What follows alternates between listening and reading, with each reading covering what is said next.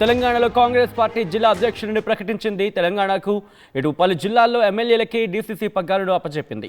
Aleru MLA ఐలయ్యకు Yadadri DCC బాధ్యతలను అప్పచెప్పింది. నాగర్ కర్నూలు జిల్లా అధ్యక్షుడిగా ఎమ్మెల్యే వంశీని నియమించింది. నిర్మల్ జిల్లా డీసీసీగా ఎమ్మెల్యే బొజ్జుని, కరీంనగర్కి మేడిపల్లి సత్యాన్ని, పెద్దపల్లికి రాజ్ ఠాకూర్ని డీసీసీ ప్రెసిడెంట్గా నియమిస్తూ ఉత్తర్వులు జారీ చేసింది ఏఐసిసి. దానికి సంబంధించిన లెటర్ కాపీని, ఆ నేమ్స్ని, ఆ పేర్లను మీరు చూడడం జరుగుతోంది. లెటర్ కాపీకి సంబంధించి ఆదిలాబాద్కి నరేష్ యాదవ్ని, అస్ఫాబాద్కి ఆతురం సుగుణతో పాటు అలా 36 మందిని ఇటు డీసీసీ ప్రెసిడెంట్గా నియమిస్తూ ఉత్తర్వులు జారీ చేస్తుంది ఏఐసిసి. ప్రెస్ రిలీజ్ మీరు చూస్తున్నారు. మొత్తంగా ఆదిలాబాద్, అస్ఫాబాద్, భద్రాద్రి కొత్తగూడెం, భువనగిరి, గద్వాల్, అలాగే హన్మకొండ, హైదరాబాద్, జగిత్యాల, జనగాం, జయశంకర్ భూపాలపల్లి, కామారెడ్డి, కరీంనగర్ కార్పొరేషన్ ఇలా మొత్తం 36 ప్రాంతాలకు సంబంధించి జిల్లా అధ్యక్షులను నియమించింది ఏఐసిసి. మరి ముఖ్యంగా ఇప్పుడు నియమించడం వెనకాల కారణం ఏంటి? ఏ కారణాలు ప్రభావితం చేశాయి? ఎవరెవరికి కీలక బాధ్యతలు అప్పచెప్పడం జరిగింది? ఇటు జిల్లా అధ్యక్షుడిగా ఎమ్మెల్యేలకు అక్కడ పగ్గాలు అప్పచెప్పడం వెనకాల కాంగ్రెస్ వ్యూహం ఏంటి? రాబోతున్న స్థానిక సంస్థల ఎన్నికలను వ్యూహాత్మకంగా అడుగులు వేసే ప్రయత్నం చేస్తోందా? కాంగ్రెస్ పార్టీ ఏమని ఆలోచిస్తోంది? ఎటువంటి వ్యూహంతో వెళ్తోంది? డీటెయిల్గా ఇన్ఫర్మేషన్ అందించేందుకు మా ప్రతినిధి మధు ఫోన్లో సిద్ధంగా ఉన్నారు. మధు దగ్గరికి వెళ్ళే ప్రయత్నం చేస్తున్నాను. మధు, ఇంట్రెస్టింగ్ డెవలప్మెంట్, స్థానిక సంస్థల ఎన్నికలకు సంబంధించి డిస్కషన్ జరుగుతున్న తరుణంలో ఇప్పుడు జిల్లా అధ్యక్షుడిని ప్రకటించడం వెనకాల కాంగ్రెస్ పార్టీ వ్యూహం ఏమైనా ఉందా? మరి ముఖ్యంగా ఎమ్మెల్యేలకు అక్కడ పగ్గాలు అప్పచెప్పడం ఎగ్జాక్ట్లీ అత్యంత కీలకమైనటువంటి స్టెప్ కాంగ్రెస్ పార్టీ తీసుకుంది. గత కొంతకాలంగా కసరత్తు సాగింది. సెపరేట్ గా ఇన్ఛార్జ్లను నియమించారు.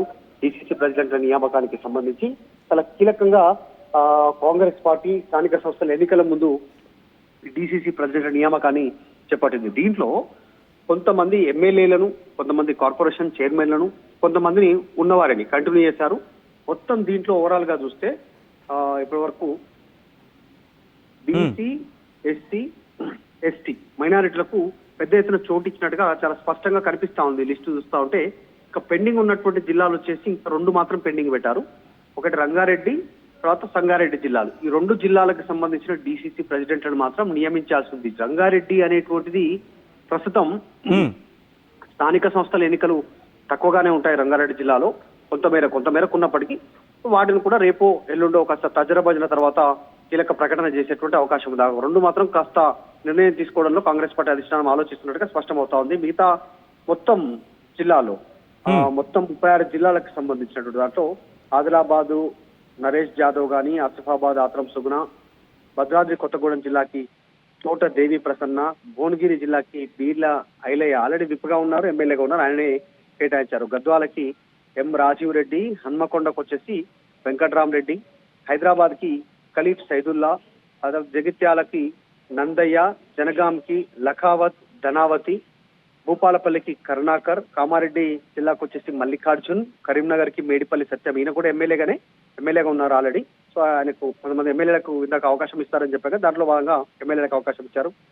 కరీంనగర్ కార్పొరేషన్ కు వచ్చేసి అంజన్ కుమార్, ఖైరతాబాద్ కి రోహిత్ ముదిరాజ్, ఖమ్మంకి వచ్చేసి నూతి సత్యనారాయణ, ఖమ్మం కార్పొరేషన్ కు వచ్చేసి దీపక్ చౌదరి, మహబూబాబాద్ కు వచ్చేసి బూక్యా ఉమా, మహబూబ్ నగర్ కు వచ్చేసి సంజీవ్ ముదిరాజ్,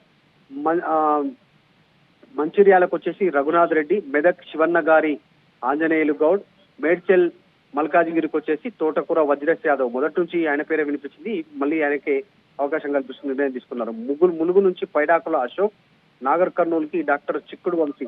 నాగర్ కర్నూలు ఆల్రెడీ ఆయన ప్రస్తుతం ఎమ్మెల్యేగానే ఉన్నారు అచ్చంపేట నుంచి. సో నాగర్ కర్నూలు జిల్లాకి ఎమ్మెల్యేకి అవకాశం ఇచ్చారు. నల్గొండకు వచ్చేసి కైలాష్ నేతకి అవకాశం ఇచ్చారు. నారాయణపేట కొల్లుకుదురు ప్రశాంత్ రెడ్డి, నిర్మల్ వచ్చేసి వెడ్మబొజ్జు వెడ్మబొజ్జు ప్రస్తుతం ఎమ్మెల్యేగా ఉన్నారు, ఆయనకు నిర్మల్ జిల్లాకు డీసీసీ అవకాశం ఇచ్చారు. నిజామాబాద్ వచ్చేసి నగేష్ రెడ్డి, నిజామాబాద్ కార్పొరేషన్ కు వచ్చి బొబ్బిలి రామకృష్ణ, పెద్దపల్లికి వచ్చి ఎంఎస్ రాజ్ ఠాకూర్, పెద్దపల్లి జిల్లాకు ఆల్రెడీ రాజ్ ఠాకూర్ కూడా ఎమ్మెల్యేగా ఉన్నారు ప్రస్తుతం, ఆయనకి ఇచ్చారు. రాజన్న సిరిసిల్లకు వచ్చేసి సంగీతం శ్రీనివాస్, సికింద్రాబాద్ దీపక్ జాన్, సిద్దిపేట ఆంక్షారెడ్డి యంగ్స్టర్ కి అవకాశం ఇచ్చారు. ఇక్కడ సూర్యాపేట గుడిపాటి నర్సయ్య, వికారాబాద్ దారాసింగ్ జాదవ్, వనపర్తి శివసేన రెడ్డి. ప్రస్తుతం గతంలో యూత్ కాంగ్రెస్ ప్రెసిడెంట్ గా ఉన్నారు, ప్రస్తుతం కార్పొరేషన్ చైర్మన్ గా ఉన్నారు స్పోర్ట్స్ కి సంబంధించి. ఆయనను మళ్ళీ వనపర్తి జిల్లాకి డీసీసీ ప్రెసిడెంట్ ఇచ్చారు. వరంగల్ వచ్చేసి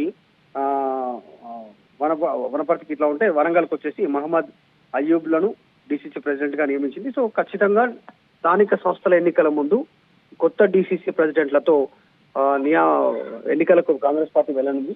చాలా రోజుల నుంచి కసరత్తు కొనసాగుతుంది. ఎన్నికలకు పూర్తయింది. ఈ రోజు ఏఐసిసి అధిష్టానం కేసీ వేణుగోపాల్ ఆధ్వర్యంలో ఈ ప్రకటన విడుదల చేసినటువంటి సిచ్యువేషన్ కనిపిస్తా ఉంది.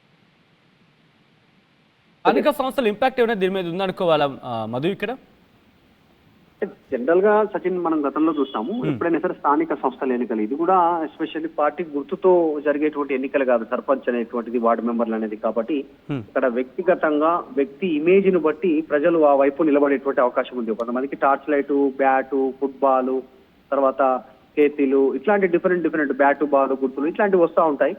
ఆ వ్యక్తిగత ఇమేజ్ ను బట్టి, వారికి ఉన్న మంచి పేరును బట్టి వీళ్ళు చేయగలుగుతారు అనేటువంటి అంశాలతో పాటు ఆర్థిక స్థితిగతులను కూడా దృష్టిలో పెట్టుకొని స్థానిక సంస్థలో వాళ్ళను ఎన్నుకుంటూ ఉంటారు ప్రజాప్రతినిధులుగా, స్థానిక ప్రజాప్రతినిధులుగా.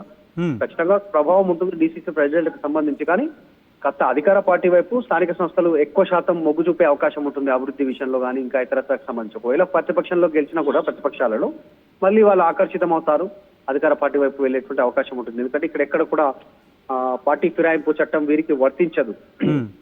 అసలు పార్టీ గుర్తుతోటే పోటీ చేయరు. కాబట్టి సాధారణంగా ఏ పార్టీ గెలిచినా మళ్ళీ అధికార పార్టీ వైపే స్థానికంగా ఎమ్మెల్యే ఎవరు ఉంటారు. ఇప్పుడు సాధారణంగా ఎమ్మెల్యేలే అధికార పార్టీ వైపు పోతా ఉన్నారు. సర్పంచ్లు ఇట్లాంటి వాళ్ళు, వార్డు మెంబర్లు వీళ్ళు ఈజీగా జాయిన్ అవుతా ఉంటారు. ఇది కాస్త ప్రభావం ఉండే పరిస్థితి అయితే ఉంటుంది డిసిసి ప్రెసిడెంట్ అది.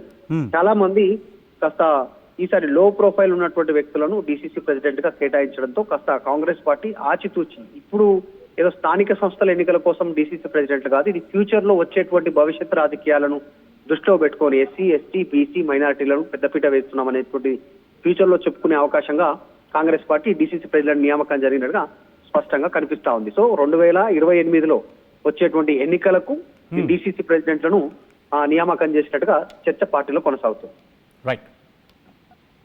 రైట్ మధు, మొత్తం అయితే మాత్రం తెలంగాణలో కాంగ్రెస్ పార్టీ జిల్లా అధ్యక్షుడిని ప్రకటించింది. తెలంగాణ కాంగ్రెస్ పార్టీ జిల్లా అధ్యక్షుల ప్రకటనకు సంబంధించిన బ్రేకింగ్ న్యూస్ చూస్తున్నారు.